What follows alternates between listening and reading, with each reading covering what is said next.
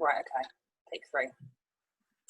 Hello, everybody. I am joined here today by our fearless leader, BHRC Chairman Darren Owen, Robert Millichap, James Levis from the IHRA, and Mike Evans from TROTBritain.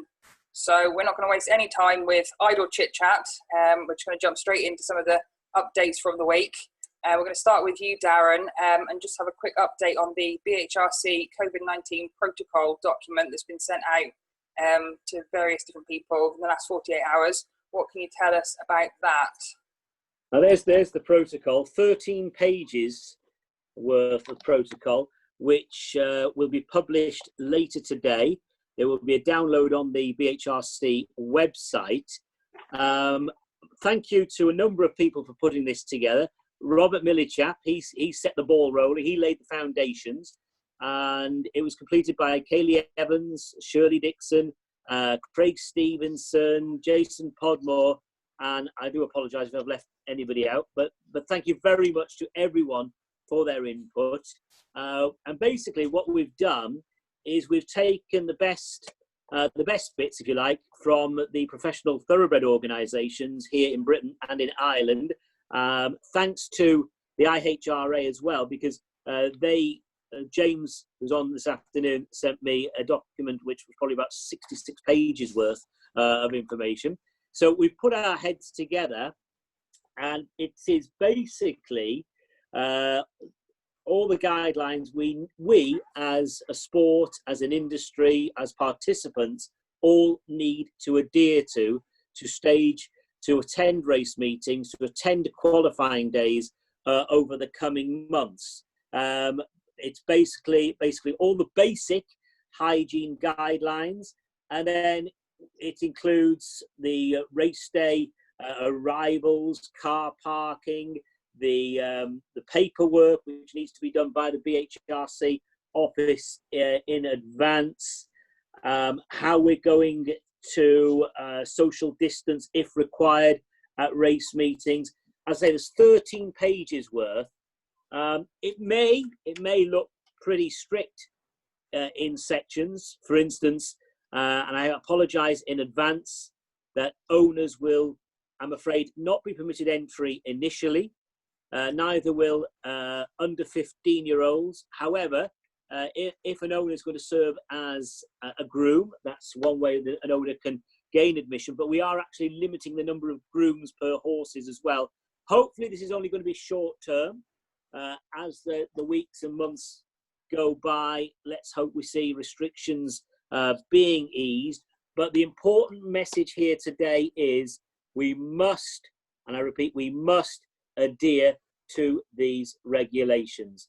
If we don't, if we put a foot out of place, if people start abusing the guidelines, if they start veering off and doing their own thing, you will put the sport, the 2020 season, in jeopardy here in Great Britain. So please read this and heed the advice. We must look as though we are doing everything possible to adhere to government guidelines. There we go. I don't think you could have been any clearer with that, Darren. It's certainly a case of everybody has to kind of pull together with this. It makes it easier for people if there are a set of guidelines, to adhere to and to follow. So I've had a read of it. I've given some feedback directly to Kaylee Evans as well. So I anticipate that being included in the update that goes out later on. It's certainly something that's going to be applicable for the first couple of weeks, maybe months, when we're racing behind closed doors, which leads us smoothly onto the streaming, the pay-per-view model, the streaming from the behind closed doors racing. Now, Robert, I sat through a meeting with you and another gentleman last week where you did a demo on the pay-per-view model. What can you tell people about that? Just, in its early days, are we nearly ready to go with that? Is this something that we can get started with pretty soon, do you think? Well, yes, I hope so. So how the pay-per-view works, it works off any internet platform. So link from a Facebook page, link from BHRC website or wherever. You click on, you've got to pay a sum of money. that drops the paywall, which means you then get a picture, and we're live streaming. You get a picture of the race meeting, and you can follow the whole day's racing. What we're looking at doing is providing a simple stream where we're watching every race. I think we can probably run replays. There'll be periods when the screen's just pointing at the crowds. We're not looking at running advertising at the moment, or anything particularly imaginative, because this is simply a way at the moment of getting getting harness racing out to the public from the behind closed doors race meetings. So this gives us a financial model where we can actually run racing, make racing pay. It's going to be up to promoters to decide how much this live stream is going to cost, how it will work. The payment locks you to a specific device. So if you pay on a particular device, that's the device you're going to watch the racing on. So it's fairly straightforward. On the practical side, quite a few promoters, various people saw a demo from a front room with a guy called Rich Green, who's an events promoter who I know, who's really the mastermind behind this. I've got together with him, and we've worked out how to get it working. In terms of where we are with bringing it forward, I think over the weekend we're going to try a test transmission, just as far as getting the live stream working using the video camera that's used at York. I think Kirsty will take it somewhere and make sure the uplink side works. During the week, myself and Rich went out to Amley, and we got a signal just using my mobile phone, an ordinary Android phone. We got a perfect picture and sound quality, so it works out in the countryside. There's no reason why this shouldn't work. Really, just as a side note, live streaming has gone bananas since the lockdown, because of course there are a lot of people shut inside who've got content they want to get out to viewers, to where they would ordinarily have had classes or run sessions person to person or with other people. Now they're going to do it remotely. So this is something that is really starting to gather pace. And this is, well, as far as I'm concerned, hopefully everyone's concerned, this is not just about 2020 and the lockdown.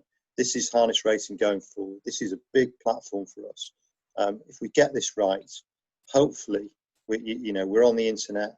It increases our track day revenue, which again will push up prize money. It increases our reach. We can develop our social media on the back of this, the reach of Facebook, Instagram, and so forth. This is I believe this to be a very big thing for harness racing. I'll have to agree with you. I mean, you've covered everything there. I was in my head, I'm thinking, right, I need to make sure I ask this question and that question to just get all of the kind of background info. But you've definitely covered it, and it is something. It's something that is relevant and useful right now when we go into this period of behind closed doors racing. But as you say, going forward, it's something that can add to a track's revenue even when the crowds are back. As examples, I can get to most tracks on a weekly basis, but there are certain tracks that are just too far away. Amman Valley is an example. I live in the middle of Scotland. I'm not going to travel to Amman Valley to watch the racing in person, but I would pay to watch that from home. And on the flip side, there are people in Wales that aren't going to come to Corbywood on a Thursday night or a Friday night to watch the racing, but would happily pay £10, let's say, to sit and watch it from home. So it's something that is going to be relevant going forward as well. And it's maybe the situation we're in is perhaps kind of forced our hand a little bit and kind of kicked us into gear to embrace these different things. So I'm really looking forward to seeing how this goes. And certainly, so as my local track, Corbywood, it's something that I probably will have to be involved in terms of the fact that I house the camera. So I was trying to pay attention to all the technical side of it last week, and it was kind of going over my head. So I may be on the phone to you and to Rich Green quite a lot to help me get set up at Corbywood. But it's something I'm looking forward to. Yeah, where we're up to is we hope to kind of run tests during the qualifying sessions at York, and so by the time racing starts, we should have ironed out a lot of the bugs. Yeah, it's a learning curve. there's going to be interesting moments, I think. But hopefully we get content out there, and as soon as we can get that going, it opens up a new world for us. We're no longer just a niche sport. Definitely. That's it's a really positive step forward, I think. So fingers crossed that we can, as you say, get any of the kinks ironed out now over the next couple of weeks at York with the qualifiers and take it from there. So thank you for that update, Robert. I'm going to jump now to Mike, who sat there very patiently for an update on where TROTBritain are at with things at the moment. What can you tell us about TROTBritain at the moment, Mike?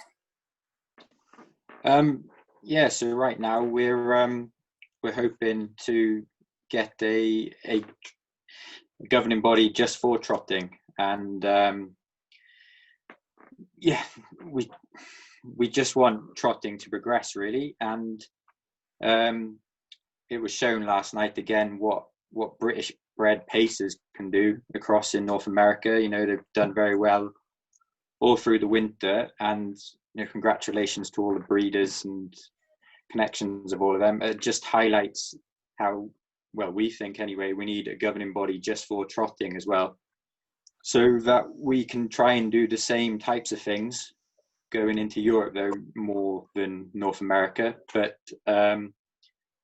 yeah, we would just, if we could have our own governing body, it would just remove a few obstacles and just give trotting the freedom to grow. Because yeah, whatever happens politically with Brexit and the EU, Britain is part of Europe, is in the continent, so it could be part of the UET. Yeah, so, but the only problem with that is, I'm sure everybody's aware by now, that to be in the UET, you can only be a trotting governing body. And on the European context of harness racing, it's one industry made up of two sports. And in Great Britain, we race both pacers and trotters, which is both of those two sports. So two sports equals two governing bodies in as far as it's seen in Europe. So we'd like to get our own governing body specifically for trotting, so we can open up extra opportunities for trotters. I see, yeah. And I've spoken to you personally in the last couple of weeks about young horses that you've got coming through for a piece of the BHRC calendar. And I noted you mentioned there that you had I think it was a 3-year-old trotter that you were looking potentially as a trainer, from a training perspective, to actually have that horse go back to France to race at some point. So obviously, I'm assuming that TROTBritain's kind of long-term goal, or one of their objectives and aims, is to actually open that door up for people who have got French trotters, is to try and encourage that and grow that exportation of British bred or British trained French trotters back across to France and other European countries to race. Yeah, so we have obviously good links with Le Trot at the moment, so with France, but we'd like to have better links with all of Europe. But to do that, we'd have to be in part of the UET, and we need our own governing body. And we think right now is the right time to get this done. So last year, the number of trotters rose to 72 racing in Great Britain. And in 2018 and 2019, both years we paid out over £300,000 in prize money. And so over the last 5 years now, we've paid out over £1 million in prize money. We've also started a new associate scheme, so that people who do race or are just, so trotting competitors or just enthusiasts can have a say in their sport, and also have a say in the development of new TROTBritain policies going forward if it becomes a governing body. We're in the middle of doing a survey right now of all the connections of trotters who raced last year, and it's been very positive so far. Of the first 50 people who replied anyway, they were all 100% behind having a separate governing body for trotting. And I think, just shows there's an appetite for being part of the UET, getting more involved in Europe, opening up a few borders so that we can travel freely. When we do get horses good enough, we want to be able to just be treated like anybody else and be able to travel from country to country wherever we find our horses fit best. That kind of leads on a little bit, James, to where you guys are at with Ireland then, in terms of the IHRA and your UET membership, and obviously the growth of trotters in Ireland. Have you any kind of tips, hints, advice for the people involved with TROTBritain to kind of, and how they could maybe direct what they're doing in a similar direction to what Ireland has done? Obviously, you guys, I'm a little confused about it really, because obviously, Mike, you've mentioned that having two separate governing bodies, but my understanding is the IHRA is just one governing body for pacers and trotters. So how does it kind of work from Ireland's perspective with UET membership and with racing pacers and trotters? I know you're more heavily favoured in terms of trotters now than pacers, but how does it work for you guys? I suppose, Sarah, really, with all that, it started really with the whole area that we have us as the governing body, and we are a passport issuing authority ourselves. So therefore, because we have our pacer stud book and our trotter stud book separate, and the trotter stud book is separated into two again, into a European stud book and the Trotter Francais stud book.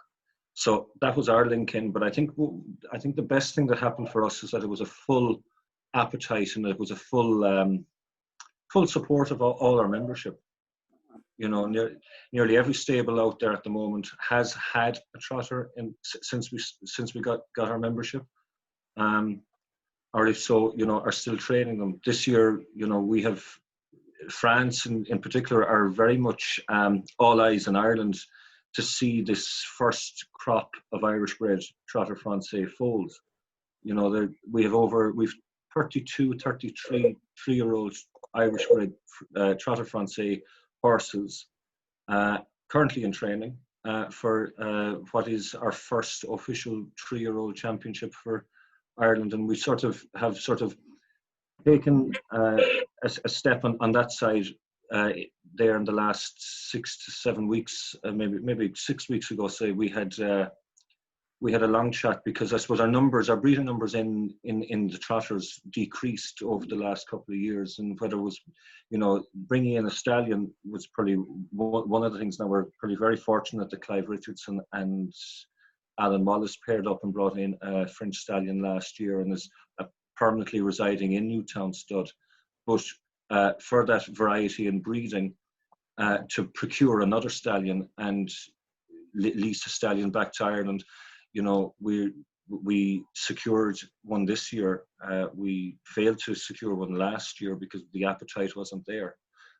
So in order to help and excel that appetite, we did put in these breeding initiatives this year, and both trotting stallions at the moment have increased their numbers from last year. Well, obviously the Allen stallion has increased his numbers already. And this, as of yesterday, was 15 mares gone to the French stallion that came in 2 weeks ago.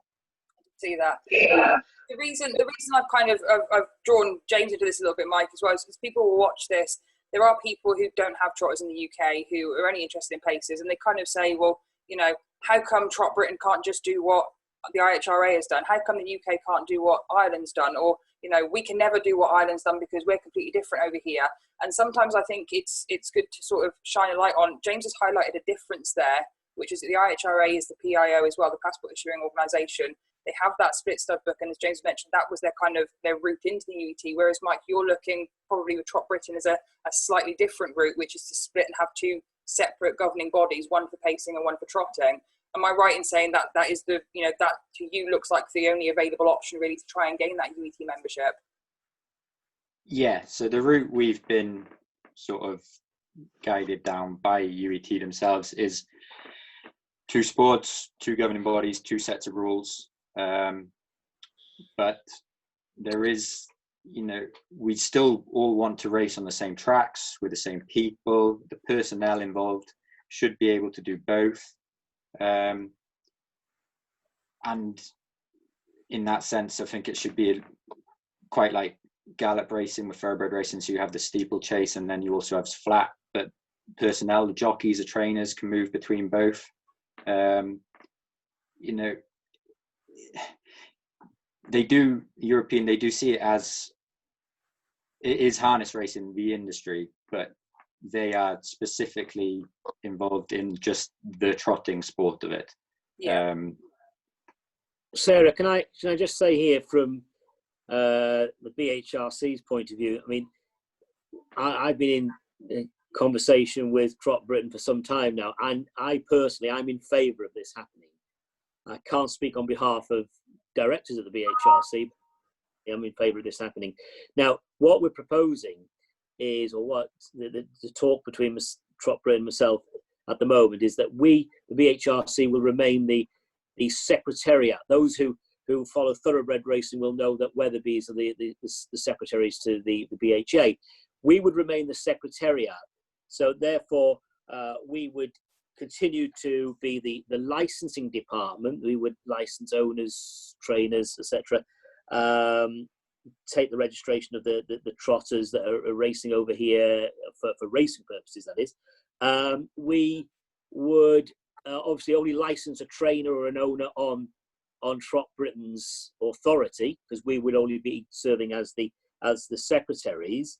Regarding the stewarding, by and large, I think you'll find it'll be the same team of stewards, providing the stewards that are currently used under BHRC rules are happy to work under TROTBritain rules. TROTBritain will be directly responsible for the stewarding of trotting races. So if there are any issues, TROTBritain will be answerable for those decisions.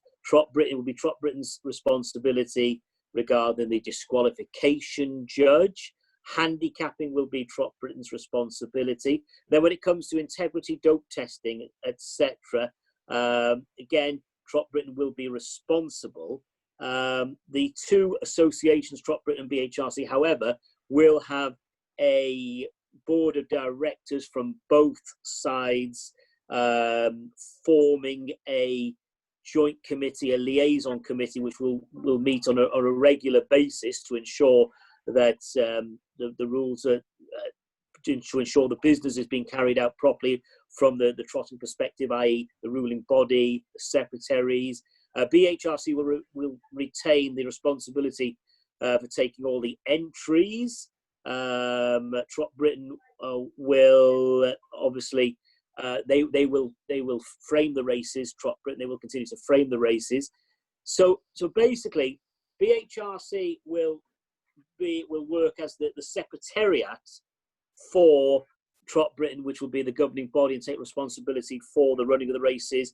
TROTBritain have offered to pay fees such as the clearance on the race card for each horse as well. So that's something they're taking away from the track. They're going to pay such a fee. What we must remember, what we must remember is license holders, the trotting license holders, they're paying their licenses. They've got rights the same as those who are just racing pacers. They will continue to pay the BHRC, and part of that license is an integrity fee. So they're still paying their dues towards the running of the sport.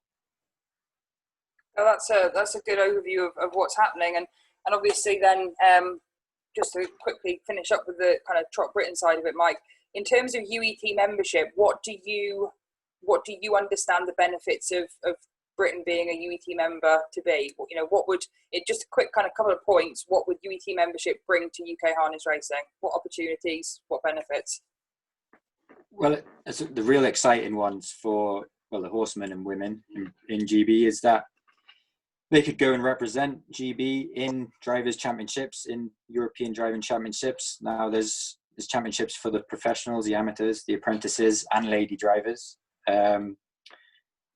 These happen every couple of years, and so we could have good competition all through all the tracks all over Great Britain to decide who are these GB champions who would then go and represent the country on the big stage in Europe. And if they manage to do well in European championships, that's a route into the World Driving Championships as well, which is something we've been lacking for quite a few years. And it's not just the horsemen, the horses would be eligible for the UET Grand Prix series for 3, 4 and 5-year-olds. That's a very big purse. And it's not just these fancy big time events. It just means that when we have when we do get our horses good enough, we will be able to just travel to different countries freely without too many problems to race. We can, you know, it'll just open the whole of Europe up to us and to our horsemen and to our horses, so that we'll be able to race freely in all of Europe. And really what it'll mean is every time you breed or buy a trotter, it'll be like buying a lottery ticket. There is a real, you could one day hit the jackpot and get that amazing horse, and you'd be allowed to go to these other countries to race it, which right now it's very difficult to cross over and race into the European countries because they are all UET connected and we're not. And one final message, Sarah. Yeah. I just think that the BHRC should not deny the owners and trainers of trotters any opportunities for further expansion of their sport. I firmly believe the BHRC must not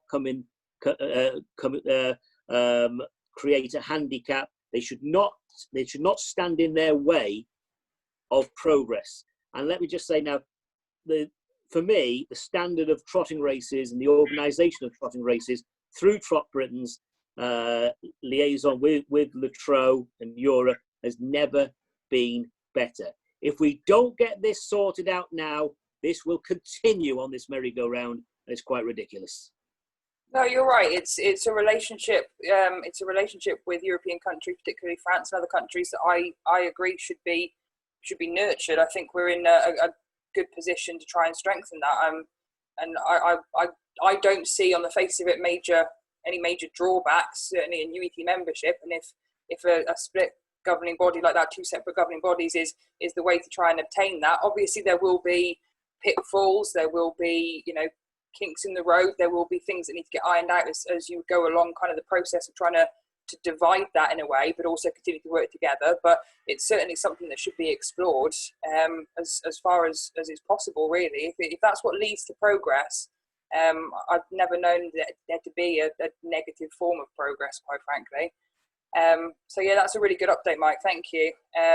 Darren, you clearly feel very strongly about this. It's almost as if you've got a French trotter of your own. Awesome. Anyway, swiftly moving on. I have a pacer called It's My Check, who I believe performed really well in Ohio yesterday. Yeah, very, very popular as well. I'll come back to those, the 6 in Ohio last night. But just moving on to you, James, quickly, our other neighbours. We've dealt with our French neighbours and the subject of the French, moving back across there to Ireland. Obviously, you've touched upon their progress with breeding of French trotters in Ireland. What else? I mean, how are you guys getting on with kind of planning to start racing behind closed doors, getting your qualifiers and workout days and your race days started ASAP over there? Yeah, well, I think it's frustrating to say the most, but it's still quite busy. You know, every day at this moment in time, it's just the phone goes at 9 o'clock and it just stays going. I suppose officially the government announced that June the 8th was the recommencement of horse racing. We're awaiting just clarification from the government. Will trotting be allowed into that? But we are at the moment full steam ahead for the 13th of June. We've had to make obviously changes, a bit like what you mentioned earlier about the COVID-19 protocols with the BHRC. Darren is right, but that we have a large document, but it's 69 pages, not 68. We had to probably follow a lot of suit because we're being looked at from the government's point of view from Horse Racing Ireland. So when we had to make that application to allow us to recommence, everything that IHRA were doing, we would have to do. So one of the big changes there, yeah, we're allowing one person per trainer, one groom per horse, and the trainer and the drivers on the day into the track. Probably one major big difference there that we have is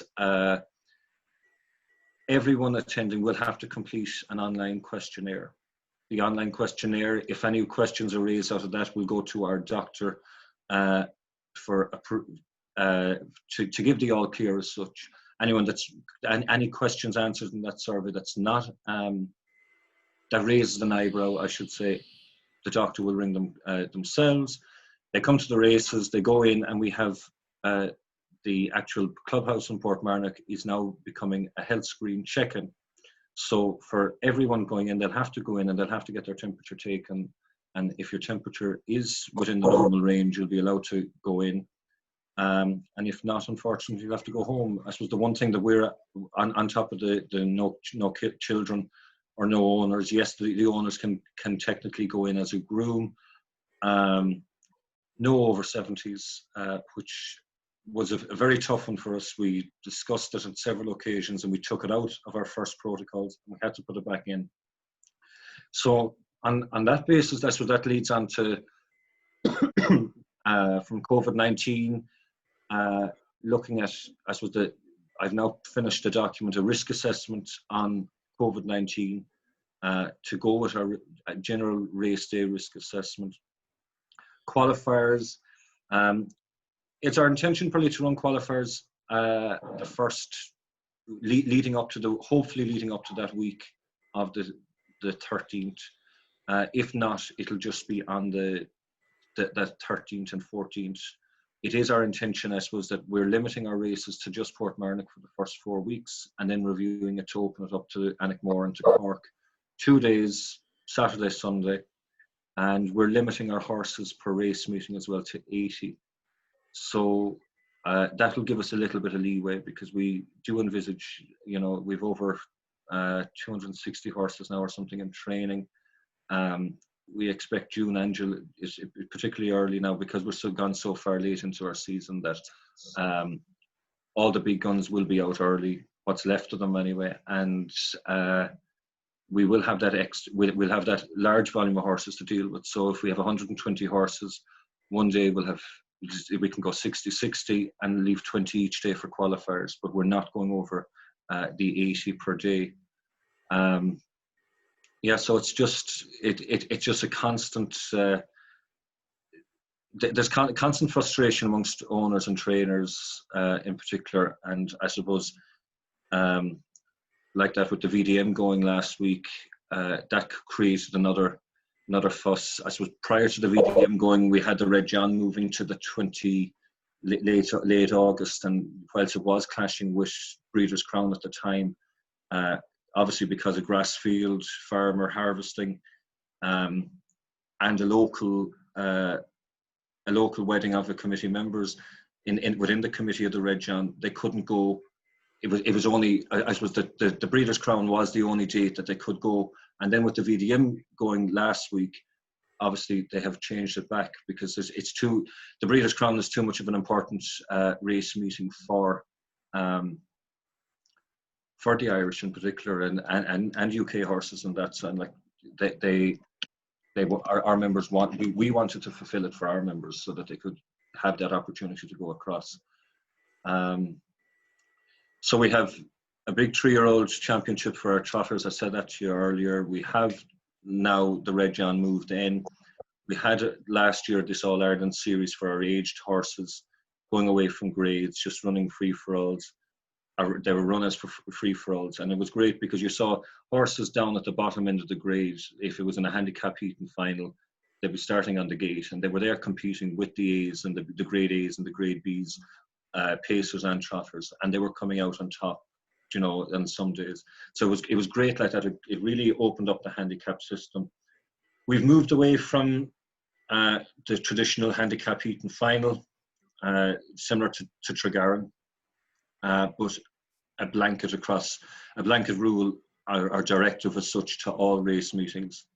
So the top 16 horses will go into 2 eliminations in both trotters and pacers any day that there is a handicap heat and final.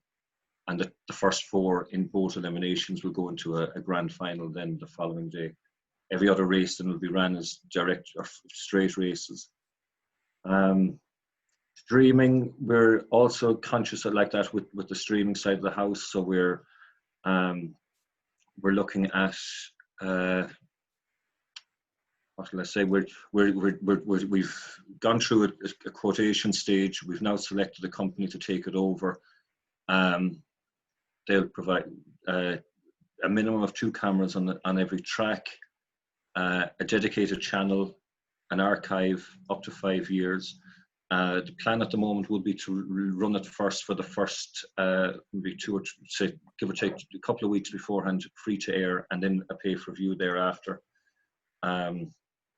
which is important really, because it doesn't take it from a booking point of view or a spectator or on competition point of view. It's great to be able to look back at those races and see how, in particular now with eliminations or whatever leading up to a final, how people, how the horses did. So that's on the streaming side. And then obviously enough, last week we announced, in light of the VDM, juvenile stakes for pacers, because I think this year we particularly saw a greater number of trainers with 2-year-olds. And an awful lot of people did go to the sales last year and they bought 2-year-olds, obviously with only one race in mind. Now that race isn't there, so we wanted to look after everyone, and we came up with this juvenile stakes program.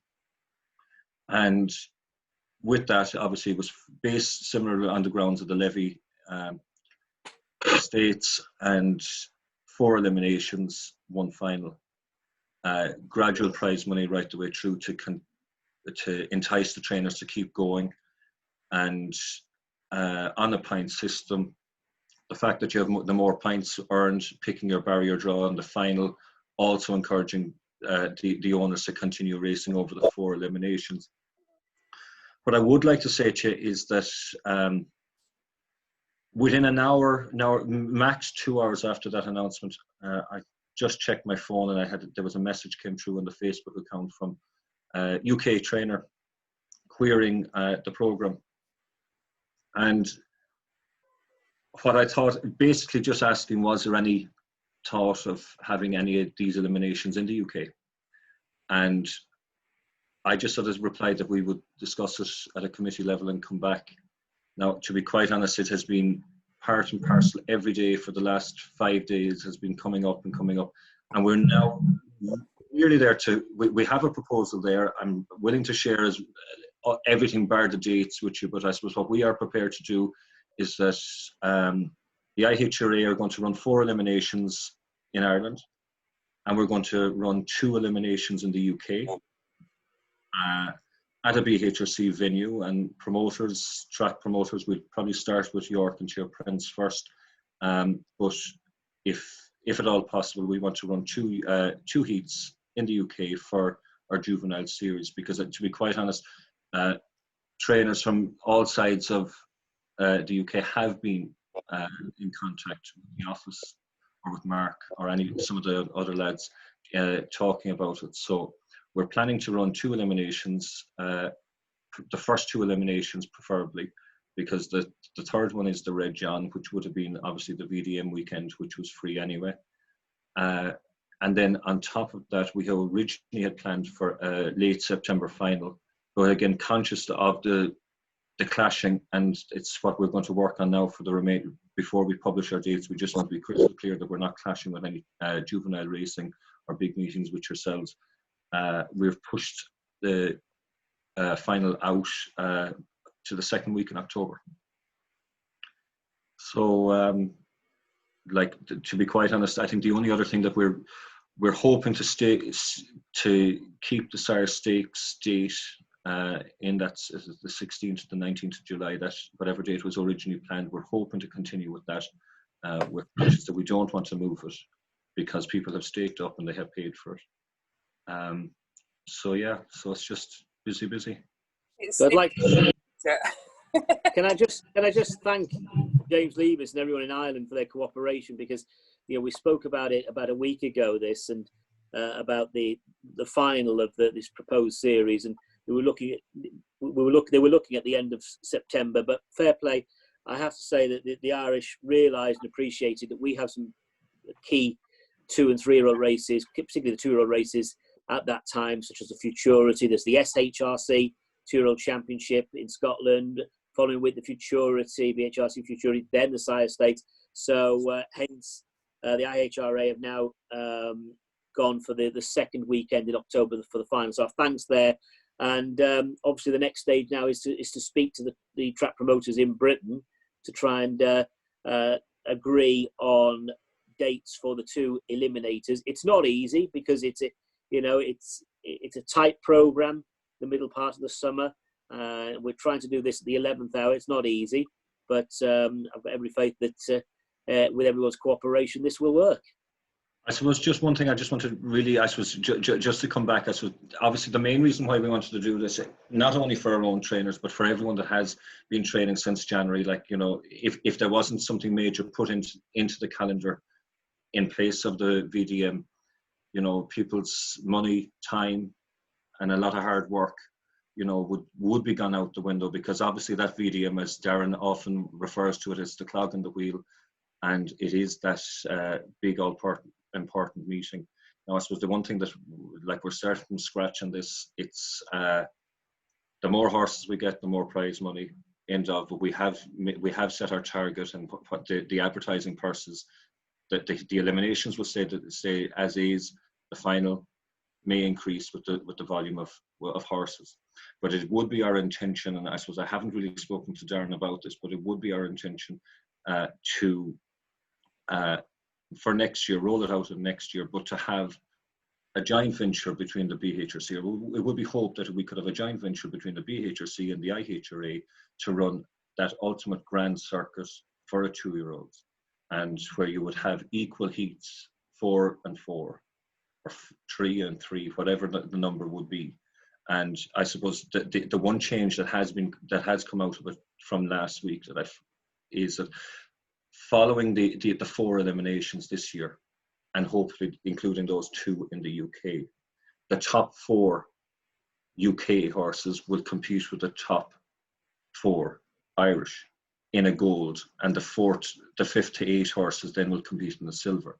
Because at the end of the day, you want to crown that 2-year-old or that 3-year-old as the ultimate 2-year-old of the year, and it's usually, you know, it is the best horse that wins at the end of the day. So I suppose really we're very much up for a roundtable discussion after this season to try and produce that grand circuit for our juvenile races. And whilst the finals in Portmarnock this year, we've no problem, you know, heart and half, you know, every second year move the final back and forth, you know, to either country. But I think it's important to have that grand circuit. And I think the other thing, probably the other factor that has to come into it as well, is that, you know, since we changed our structure and we looked at our committees, our stakeholders want to have juvenile racing later in the season. And, you know, you can talk animal welfare, you can bring every kind of a thing in there, but the fact that we're now proposing to run our major final for our 2-year-olds and 3-year-olds in October has never seen light until this year.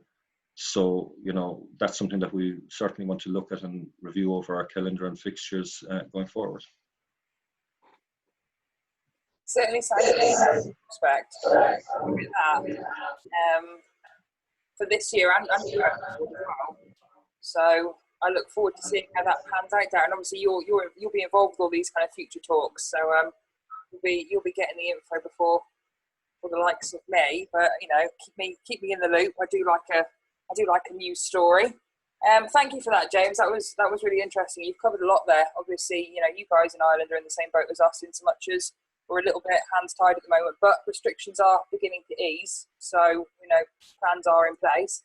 I had hoped to have somebody from Corbywood on to speak with us today, because an email was sent out on Wednesday from Karen Kennedy just to advise that in light of the fact that the restrictions have eased in Wales, they've eased in Wales, right? But that's completely irrelevant. They've eased in Scotland as of today. And in light of that now, horses will be able to go back to Corbywood, external horses anyway, to work out. Obviously, the horses that were stabled at Corbywood have been using the track in the lockdown period, but outside horses will be allowed to use the track at Corbywood in the next couple of weeks for workouts. They will need to book in advance. You know, they can't just turn up. Changes have been made to the track. There will be a temporary gate installed just inside the ticket entrance so that horses can access the track from what would be the first bend as opposed to the stable bend as it's known. So they won't need to go anywhere near the stables and the people who are stabled up there. Obviously, everybody who's had that email is people that would need to get the email. I mean, I've not got horses in training, but it's relevant to me. Hopefully they're looking at getting racing back in July. They should have been starting in the middle of May, but Corporate is looking to, fingers crossed, get racing back for the middle of July, which would likely be behind closed doors. That's relevant for the pay-per-view stuff that Robert talked about earlier, is something that Corporate will need to look at, because we do rely heavily on gate money. We do have sponsors, but it's going to be difficult to get sponsors in the climate we're in economically, and also the fact that a lot of our sponsors like to come along to the race meetings to present the winning connections with rosettes and trophies and rugs, etc., etc. So we're going to struggle with things like that, and fundraisers that we've run in the past a couple of seasons, aren't viable with social distancing and things that as they are. So certainly the pay-per-view model for the live stream is going to be really, really relevant to Corbywood if we can get that to go ahead. The 3-year-olds at Corbywood should have been staged in the middle of June. That is likely now to get moved to the same weekend as the 2-year-old Futurity, which will be the Murdoch weekend, second weekend in September. But more details will get put out by Karen Kennedy and the SHRC in the next couple of days and weeks. I don't know if anybody else has got anything else they want to add to the. Darren's nodding away. Right, Darren, you can add to the. Well, we've still got a bit to do. Regarding the bookmaker live streaming, we had a meeting this week, York, Tier Prince and Raslab, just to discuss the latest issues regarding this. There will be some technical tests being made in the coming weeks. We're looking at how we're going to formulate the data. There will be a structure over the entry stage, over the declaring of drivers. An email's just come through now from Eric Witherspoon at Tier Prince. A little bit of a setback. Hopefully it's not a major setback with Wales today, because Wales are just a little bit slow on relaxing the restrictions. And I think they're going to take another review in another 3 weeks. But Eric remains hopeful that Tier Prince will be good to go by the 11th of July. So what basically is happening now, Tier Prince and York, along with the BHRC, going to put their heads together on formulating a schedule of race meetings and races to accommodate the bookmaker clients. And that's hopefully going to happen now over the next few days, possibly the next few weeks. So we're trying to get the schedule out as soon as possible. Emanating from the meeting on Wednesday, they're still looking at the first week of July for the start of the bookmaker, the live streaming bookmaker service from Tier Prince and York. And incidentally, there is another client as well with an offer on the table. So that's all good news regarding that. Now, we've still got Robert with us, Sarah. We're talking about the structure of the BHRC, about the directorship at the BHRC. And one thing that's been brought to my attention over the last few months is some people feel that they need a more direct line to the top table, more representation on the top table. So I'd just like to hand the rein over to Robert, because Robert has drawn up a proposed structure for the way the BHRC can vote upon directors in the future, and for those directors to perhaps serve as area or club representatives. Robert. Thank you, Darren. Well, this has come about because the one licence holder, one vote issue has been around for quite a while now. To my knowledge, it's never been discussed at committee level or board level, or if it has, no firm proposal has been brought forward. So Darren taking the chair, he approached me, and we've tried to look at this. Firstly, Facebook, yesterday Darren published a proposal that's coming out in the calendar. The important thing to understand about this, there's 2 distinct stages. The first stage can be a standalone stage. This could be as far as we go. The standalone first stage is it's 1 member, 1 vote. It's as simple as that. Every licence holder has a vote within the BHRC. Simple majority, we can choose how we run our sport. A simple majority, we can appoint directors. We can agree handicap system, integrity, rule changes, and so forth. Now, how do we get there? Again, this is very, very simple. All we need to do is to get the BHRC committee to agree to appoint all the licence holders as members of BHRC. So by simple majority, the BHRC committee can decide to appoint all the licence holders as members.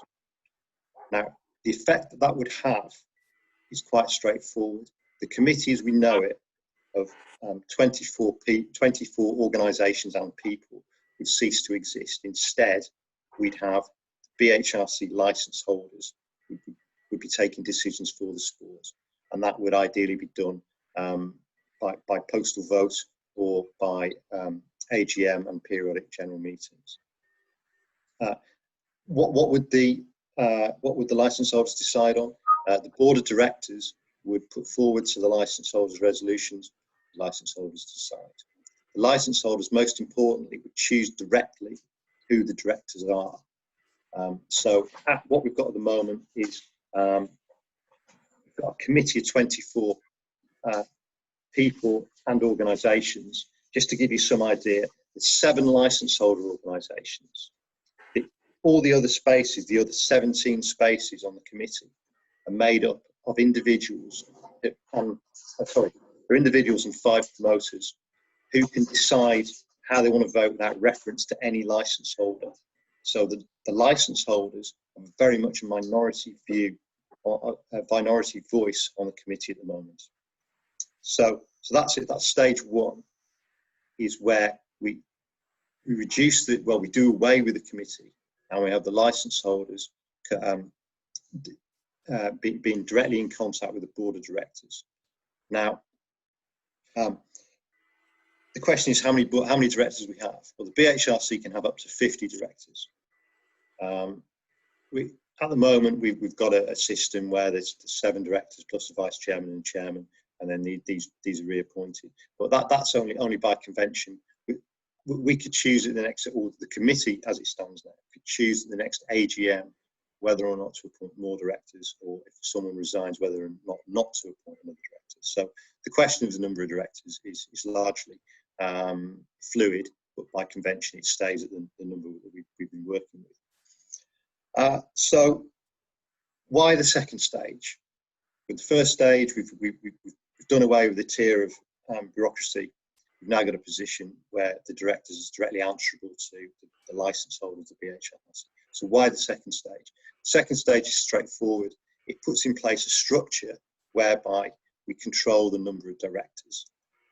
So the idea is that we introduced a constituency-based model where the associations of licence holders would each put forward a director or more than one director. So that we've got a more direct link. So, for instance, my part of the world, Wales and the West Hereford borders, those organisations would appoint a director. That director would then, instead of the present system where the directors report only to the committee, who then report, and the committee members, if they're part of a licence holders association, report to their licence holders, we would have a situation where the directors, the board, would report direct to their association licence holders. So straight away you remove one tier. So really, first point I want to make is we're removing one tier of the sport. We're removing the committee. We're making the licence holders members. This can be done very, very straightforward fashion by simple resolution. The committee appointed Ammon Valley to be a member of the committee at the last meeting, just the same way the committee could appoint the whole of the licence holders to be members of BHRC. It's that simple. It doesn't need a change in the constitution. The mechanism is already there. The second stage is to get some order into how the directors are appointed. So the directors are appointed by each licence holders organisation, so that you've got a democratic system. This basically is how Stagby works. Slight difference in that Stagby is split up geographically, whereas we've suggested that we use existing organisations. There's also a mechanism to have for new organisations. I think as a working number, I used a number of 25 licence holders, but we might want to vary that up. or down. We've also thought about the idea of some kind of associate member, which would have someone who would have voting rights because they're an interested party in the harness racing world, but they don't fall into bracket of owner, trainer, or driver or groom, I guess. The third point, possibly the most important point, we don't know for sure how many people are interested in these kind of systems. It might be that the silent majority out there are really very happy with the way harness racing is governed in the UK. We just don't know that. All we hear is at meetings, this keeps coming up. It's never quite dealt with. So in answer to this, we happen to have chosen the worst possible year because of not having public gatherings. But we can't actually have meetings or associations. But nonetheless, Darren wants to push this forward, and I agree with him. We need to look at it and try and deal with it. The one thing that I'm asking you as licence holders and members of associations to do is to speak to your association reps. Please let them know your view one way or the other on both these stages. Firstly, do you want the one person, one vote? And secondly, do you want your associations to directly appoint the directors? Now, as part of that, don't just speak to your association representative.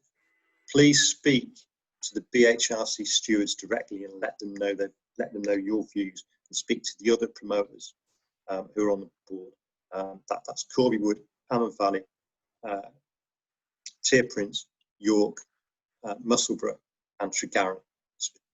Speak to them, speak to the stewards, speak to your regional stewards, because those people, those 17 votes, they don't have to pay any attention to what the licence holders want. Some may have committees, but they don't have to pay attention to the licence holders. So you as licence holders need to speak to them and let them know what you want. Otherwise, they're going to say, well, we voted how we thought. And then, this will either go away, we'll either get a result, or it'll just be kicked into the long grass and it'll appear next year and the year after that. So really, that kind of took myself out. That's really where I am with it. And I just hope that we get some dialogue going, and I hope that all the committee members have a very good impression of what the licence holders want, whether they want to change or they're happy with the way things are. That's the message, Sarah. Make your views known, because there's a lot of people out there that don't have an awful lot of confidence in the board of directors at the BHRC. This is now your opportunity. Yeah, I mean, I can't speak for anybody other than myself, and occasionally the person I live with, but his opinion varies on a daily basis.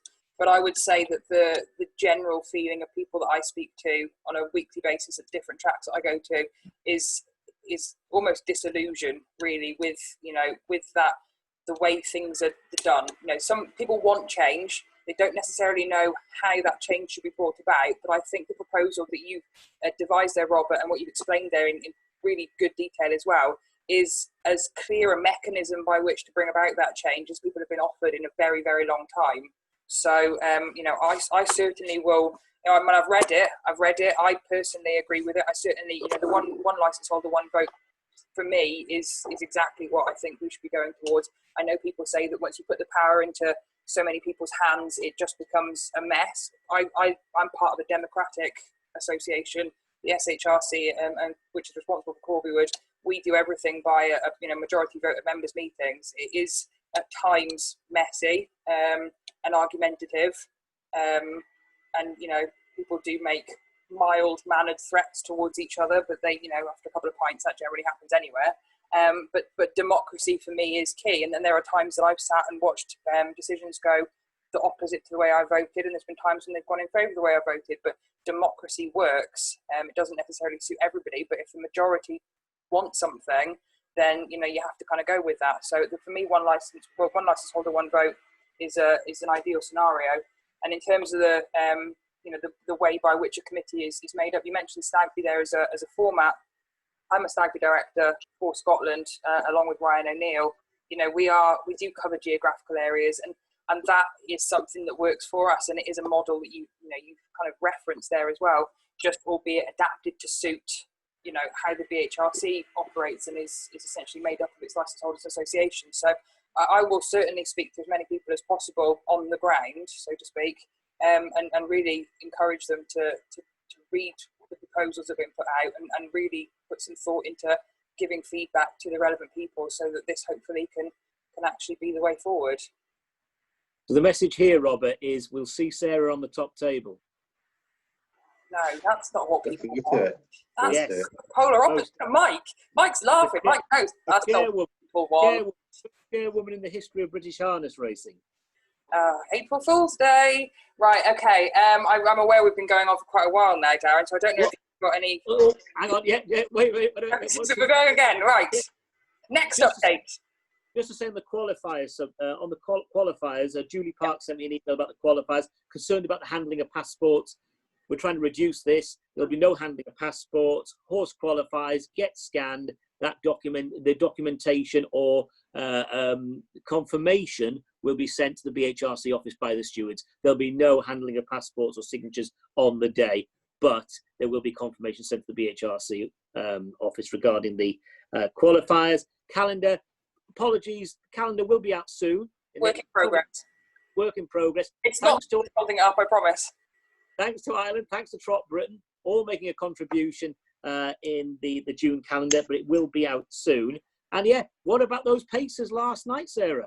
So, yes, I spoke to Ronnie Wren Jr. last night, who's the guy that drove all 6 of them. I met Ronnie when I was out at Northfield Park 18 months ago. I actually got a set of signed gloves off him for his biggest fan, which happens to be Watson Harrop Jr. And when Ronnie signed the gloves, he thought he was signing them for a little boy. He thought it was really cute. There was a little boy back in the UK that wanted a set of signed gloves. And I'm like, no, this guy's like a 30-year-old grown man. But he and the word cute doesn't spring to mind, does it? Honestly, the fact that I had to go away and get all this free stuff, people coming home. But anyway, I spoke to Ronnie last night. I sent him a message and I just said, is there anything kind of feedback you can give? Obviously, Mickey Burke's done, a podcast with Roger Houston. There's been interviews with Mark Weaver. But Ronnie was the guy that sat behind them, and having sat behind them, not had any contact with them up until those qualifiers yesterday. And he was quite impressed with all of them. Particularly, I know It's My Check has been a stable favourite. The girl who's actually the caretaker for It's My Check is the same girl that looks after Warri U-Butte. And she really likes him. And I know Mickey Burke had said that It's My Check and Oakwood In It to Win It were probably his and Ron's 2 favourites. Ronnie Wren said to me last night that he particularly liked Father Ted. Mickey Burke had told him that he was lazy at home to train, and I know Mark Jones has written that on social media in the last 24 hours. He is lazy at home. I think Mark actually said he would drive a vicar to drink. That was his description of how lazy the horse is. But Ronnie said that with that in mind, he decided to put him on the front end in the qualifier and try and rev him up. He said after the first quarter went 30 seconds flat, Father Ted kicked into gear, and he said his actual words were he thinks that's a horse that could potentially go 49s.